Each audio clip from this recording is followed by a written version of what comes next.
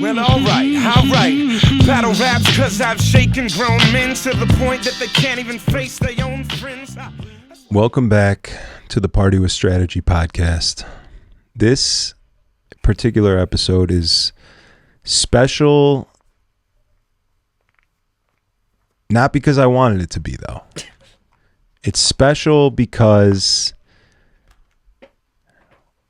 you know, there's only so much faith you can put into other human beings that don't do what you do.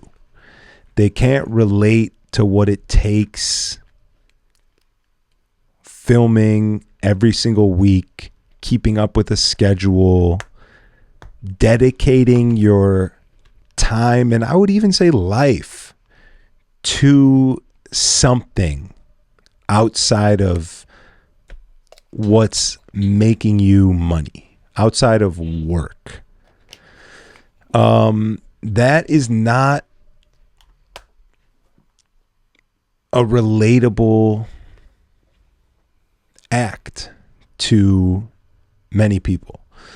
So when you do give, how do I want to put this so it's not too angry? When you do invest into somebody else in the hopes that they will show up for the podcast that they asked to be on, sometimes you get let down. And today's one of those days.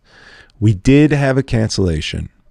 Now let me talk about cancellations in general.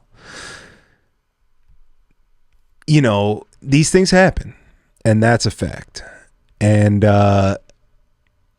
sometimes that just can't be stopped. You do get sick, you do fall ill, your car does get stolen. And that's nothing that could upset me. Those are real life circumstances that happen, and it's just what it is.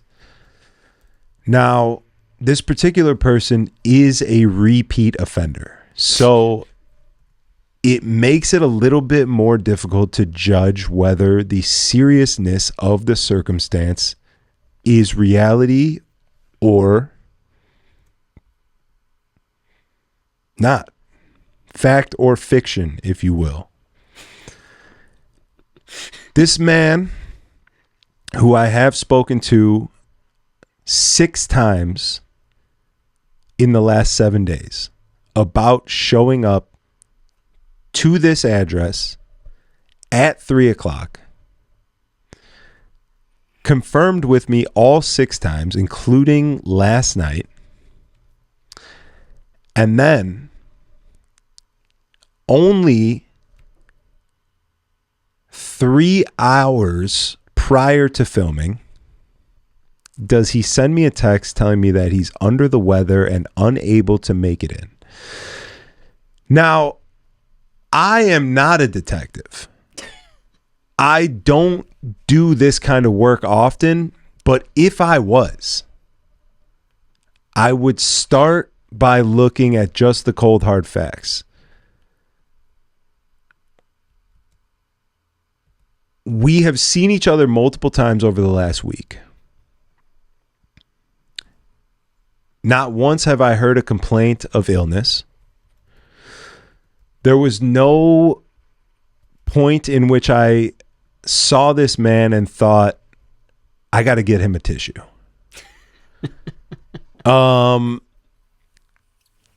We, in fact, partied together all weekend.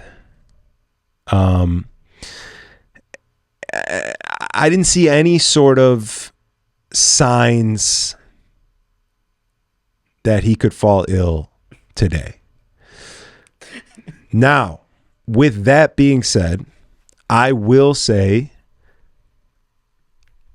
I am sick, and I have gotten multiple people sick, including Diamond Cut and my brother and Aaron. So there is the small fact that I could have gotten this man sick. Now let's go back onto the other side real quick. If you are sick as a dog, I believe was the term used. If you are sick as a dog on Monday, there's no way that you don't feel a little something on Saturday. There's no way that you don't feel it brewing up a bit on Saturday. So when I check in with you on Saturday and I say, yo, we're doing this pod 3:00 on Monday, and you say, hell yeah, brother. And you don't say, yeah, for sure, I'm going to be there. I feel like I'm getting a little sick, but like I'm going to take my vitamins, I'm going to drink water, I'm going to have some emergency. I'm going to do everything I need to do to make sure that I'll be there on Monday. If you don't even give me a little insight into the fact that you might be flaking, there's no reason for me to think that you're sick whatsoever.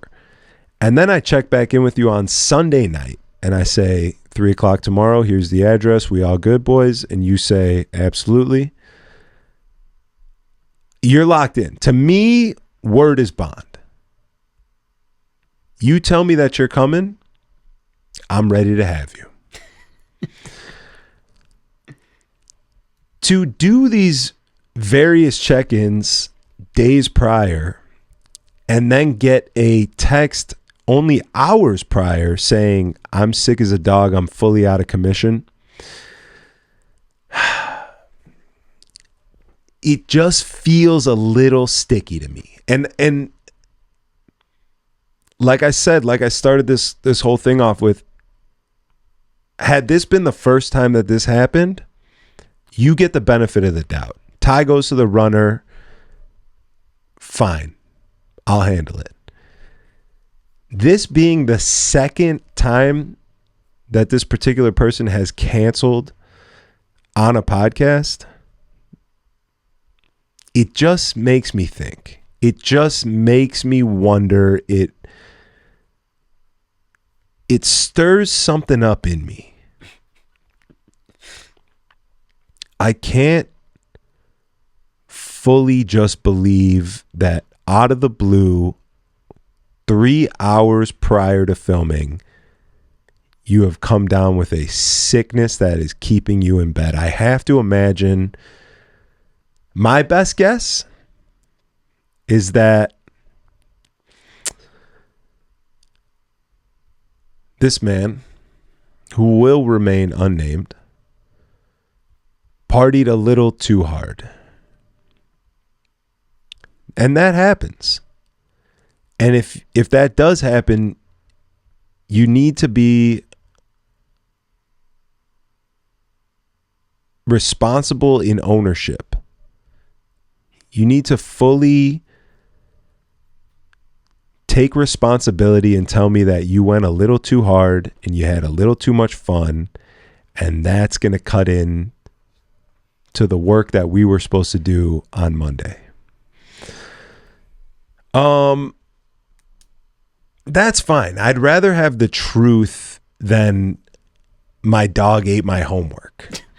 You know what I'm saying? Like that in and of itself is ridiculous for a grown man to tell me. Now, enough about me. I needed to get that off of my chest. I needed to tell you guys why I was here solo, aka me and Diamond Cut. Let's go, champ. Now that I've set the stage, we can begin. Enough about me. I do have a friend, though. I have a friend. And he's experiencing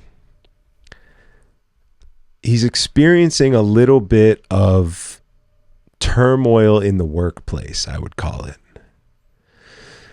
And I wanted to talk about it because I think it's a relatable subject, and I think that it's something that no matter how great of a job you have, no matter what you're doing, work or pleasure, just life in general, social situations, if you leave the crib at any point, these are things that you will encounter because that is the way the world turns.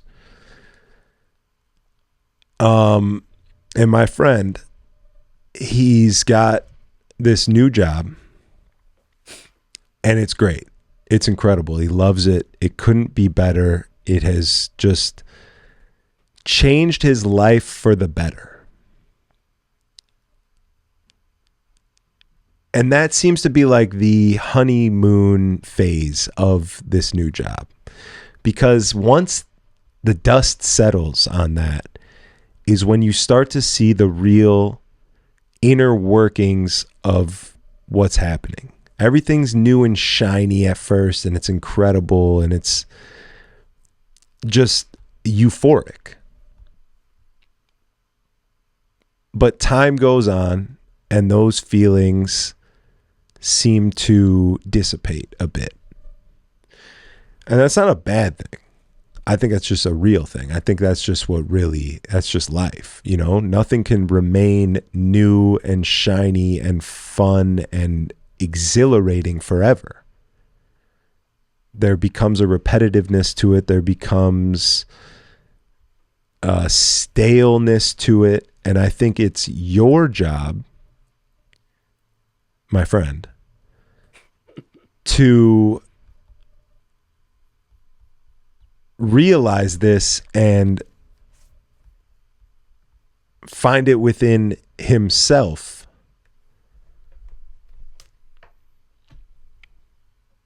to look at the good and not look at the bad. Not look at the bad, but realize that the good outweighs the bad, because it does, from what I've heard.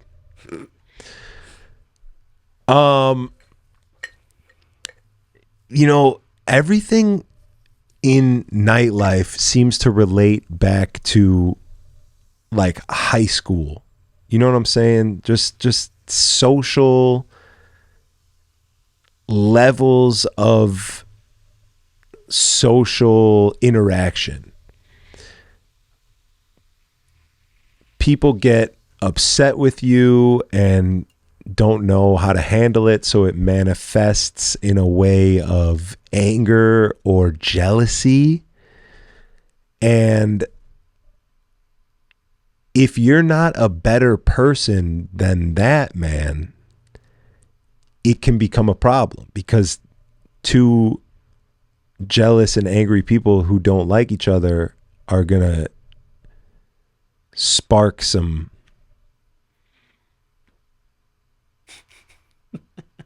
trauma.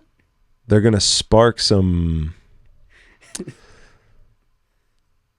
unneeded and unwanted feuds. Maybe there's a tension, and that's never good for the workplace. So my friend,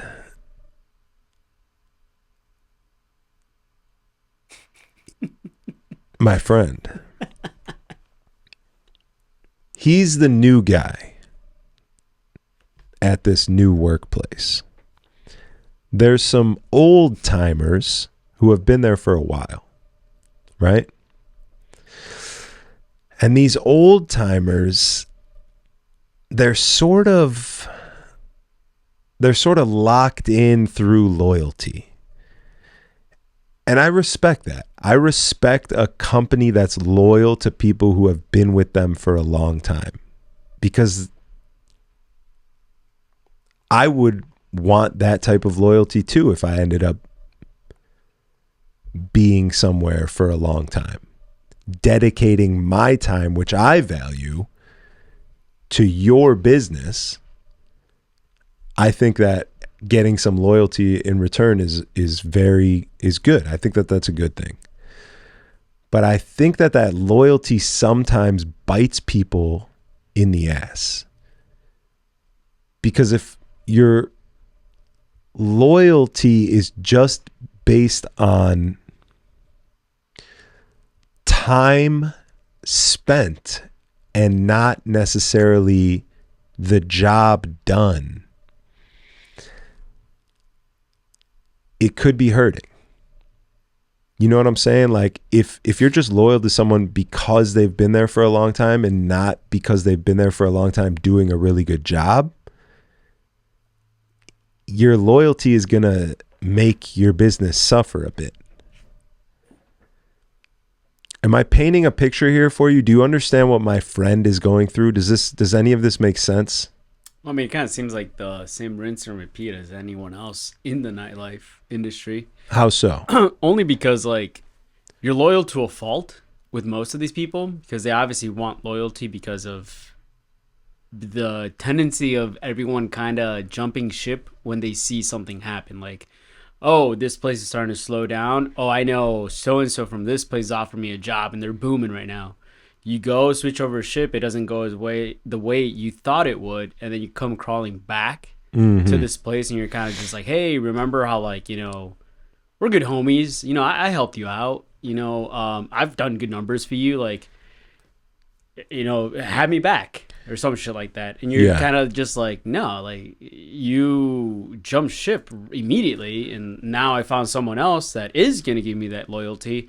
So why am I going to look out for you? And then in turn, the person trying to get that job back kind of now has animosity to that person for the mishap they might have induced themselves by not showing that loyalty. And now you create this animosity between two people because one wasn't loyal enough. The other one's side is being kind of like not, you know, what they have in picture of being like, you know, a bro, a homie, a brother, pretty much. Yeah. I see what you're saying. So I think that's like a, I mean, the loyalty aspect in nightlife is maybe there's more. I think that is a fair statement. I think that there's more loyalty in nightlife than there is in any regular corporate setting. I think it's because it's based off of like a handshake versus like a business deal is a business deal. Right. Like, you're signing a contract. You know, in nightlife, you're working with people that you've known for a long time. You're working based off of your network, your connections. There's a lot more to it than just like, oh, we need this role filled. You went to college, fill out the application and we'll stick you in there. There's a lot more personality to it. And well, it's like Avi Six said it, like, you never know who you're working with. Like that busboy that, you know, your homies with at this place could turn out to be the GM at this new hotspot, you know, that, you know, is in charge of a lot of things. And you now just so happen to be that connection where you're like, yo, yeah, I got you. Don't worry. Like you looked out for me back then. Yeah. So I got you now over here. But that exists. That type of loyalty, well, I guess that's not, but that scenario is like a classic any business, you know, you're fucking working in a corporate office and you're being nice to the mail guy. That's like a pretty classic trope. And then the mail guy goes on to own the fucking business next door that does better than the place where he was working in the mail room. You know what I mean? Like there's definitely that. But there's just like, there's this like, here's another example. A friend of mine has experienced. A lot of times, he's a DJ as well, by the way. So he's like saying that like, oh no, it's like, I'm asking for a friend. Asking for a friend. You know, a lot of times these party boy DJ types who really enjoy the party more than they do DJing. DJing is just sort of the gateway into becoming part of the party. Now you're not attending, you're part of it, right? So like people start DJing and they fall in love with partying, but they think they love DJing. And these are the people that never really like climb the ranks in the DJ world and move to headlining gigs and playing out of town and doing this and doing that and like have real aspirations to grow as a DJ. These are just like barnacles that are hanging on the bottom. They're hard to get rid of. But on the same hand, they're human beings that are good people and you love because you spend so much time with them. they a lot of times become residents or entertainment directors for places because they've been DJing for so long, they've been around, and like, yeah, they're not the greatest, but they'll do it for cheap, and then they can run the equipment to go get fixed if it needs it. And you can, a club owner could take advantage of a person like this. A club owner is smart enough, is savvy enough, business minded enough to recognize a DJ who could be taken advantage of and a DJ who can't. And the ones that can, they cling to, and they put them to work, and they keep them paid, which is a good thing, and they're loyal to them. But they're also, the loyalty exists because they're getting so much out of a position that would normally take more. Right? So a lot of times these party boy guys become the entertainment directors, and there's a lot of loyalty in there, and they don't do a good job. Like this is what I'm saying. A lot of times loyalty ruins. It's like a trickle down effect. Like this kid is not good at his job, but he's the entertainment director. He's trusted with taking care of the gear, getting things fixed, this and that, blah, blah, blah, scheduling maybe. And there's a lack of effort there. The gear is always broken. The schedule is always fucked up. It's always last minute. This guy's hammered at work and needs someone to cover for him. Like, people get into these positions and they keep them through loyalty, while really a lot of that shit then falls down on the next guy. Like, you're DJing at a place and the gear's always fucked up, and you know that the problem is this DJ who's not doing his job, but you don't want to go to the owner who books you and be like, yo, your shit's always fucked up because homeboy is always fucked up and doesn't do anything and can't fix anything and blah, blah, blah. Like, who wants to get somebody fired? That's terrible. Nobody wants to do that. So like, there's just these people that are in these positions that just stay there, but they're blood sucking. They're negatively affecting everything around them. They're not doing good work. They're not doing a good job. They're just doing job. They're not doing a good job. You know what I'm saying? Does that make sense? Well, I think of it as having somebody filling in that role and just the body being filled for that role. Depending on how you look at it, because I think that's just really about anyone at any workplace, is you can become complacent, which could be, I guess, interpreted as loyalty, because you could say like, hey, I do everything for them. I highly doubt they're going to like let me go because I'm loyal to them. But I think at the end of the day too, it's a job filled for someone who is, in my opinion, complacent in that, because the goal of it is to climb the ranks and be better, not to be stuck as just that guy and do it from there on out. And I think that can be interpreted again even to the widespread roles that a lot of like people play in these nightclubs and bars and all that stuff, is because you want to essentially become like, as a DJ, for example, you want to start at the bottom, right? You're the guy maybe that's, helping the DJs come in, you set them up, whatever, wiring, whatever they need. Then you go out somewhere else. Now you're the guy who's being taken care of. They're looking for you. You're essentially climbing the ranks up into the point where like you leave that role of booking other DJs to now being booked outside of just Chicago. Most of these people that I think that you kind of are describing that just stay in these roles are just people that kind of never really made it out of that position. They're just there, they may book the talent, but they have nothing for themselves outside of there. They may book themselves at these cool nightclubs that they may be working at, but maybe not anywhere else. So I don't know. It becomes like this very like weird, like, do they really want to stay there? Are you going to be there like in 10 years doing the exact same thing? Yeah. To me, it's just like the humanity aspect in business.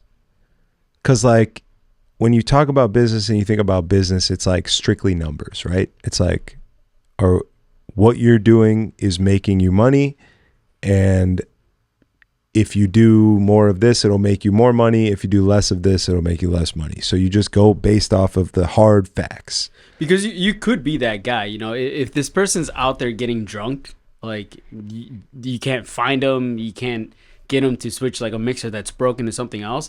These are probably people that don't take their job as serious as they should, because otherwise they wouldn't be getting drunk. They wouldn't be, you know, saying like, hey, what do you need? Like, what's going on? They definitely don't take their job that serious, which is why I'm saying they become very stagnant very quick. Yeah. Because you could be that guy that like, oh no, he's got me. Like if I'm hitting him up, yo, can we get a, you know, instead of an S11, can we get a 900 in there? And he'll be like, don't worry, dog. I got you here. We already setting it up. Boom, done. Yeah. No hassle. There's local DJs who I relate to and would compare myself to. And then there's local DJs who I look at and I'm like, we don't do the same thing at all. We are both DJs, but we are doing two very different things.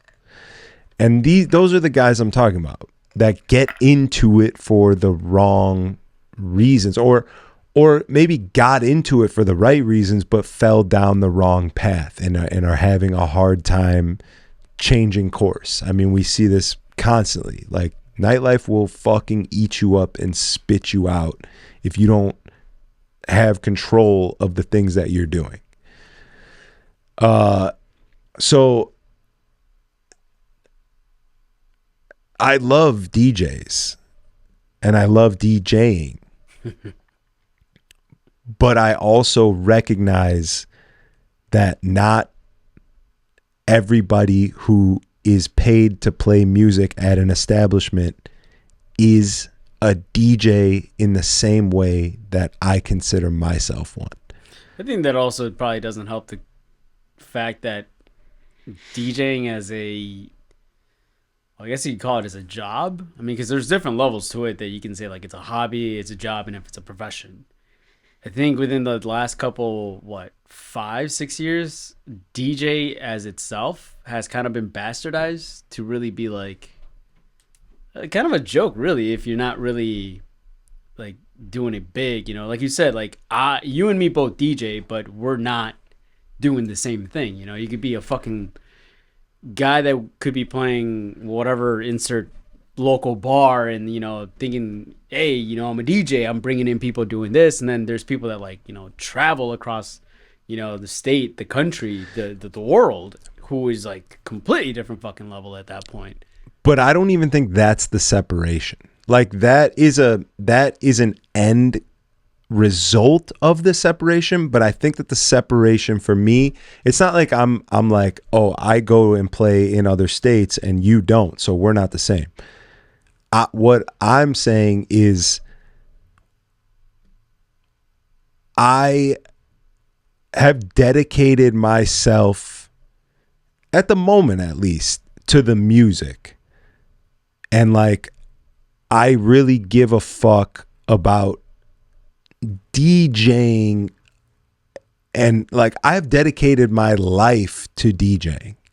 Like I want to make sure that every single year that goes by, I am getting further than the last. Like I am working hard to move the needle in what I'm doing.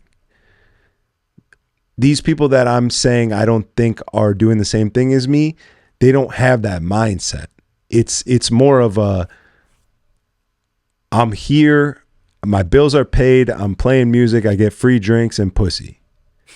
I'm not going anywhere. You know what I'm saying? Like, it's a mindset thing to me. It's not like a comparison of what you do as an artist. It's more of like where you're coming from, or like what your aspirations are, or like what you're giving back to DJing even. You know what I'm saying? Like if you're going to make money as a DJ, if you're going to take from the pot that we're all taking from, you have to have value in some form of giving back to that community. Which it is kind of hard because there is also that cheap cop out thing of like being the DJ that essentially can't break out of that. You know, the same DJ who's like taking these gigs even after a couple years that are like $50 for a couple of drink tickets to sell tickets at a show. Like, obviously, you know, it's never a good thing. And I know people have to pay their dues. Obviously, you're not just going to be like, hey, I'm a DJ.